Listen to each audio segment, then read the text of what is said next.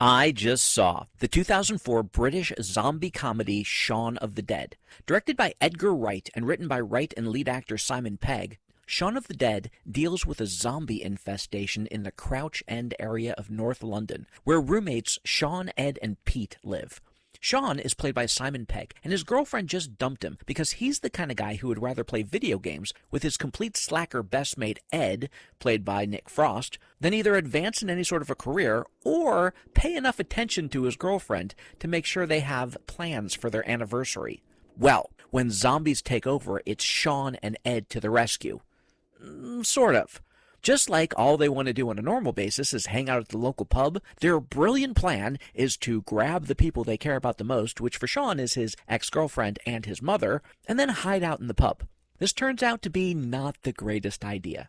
Shaun of the Dead is the first of Wright and Pegg's Three Flavors Cornetto trilogy, followed by Hot Fuzz and The World's End, and for me, the weakest of the batch. One might think that the zombie genre would be ripe to make fun of, and I guess it is, but while the joking was cute and there were a few good laughs, much of it was just too obvious. Sometimes I honestly think the entire movie was contrived just for the final gag, which was clever and memorable, probably the most memorable part of the entire film, but not enough to sit through an hour and 40 for. I'm sure everything I'm saying is sacrilege, especially if my audience is British, but I'll try to redeem myself by admitting that in the end I did like this movie despite its flaws. I thought it was shot very well, and the performances, though tried and true and seen many times before, were spot on for what they were going for.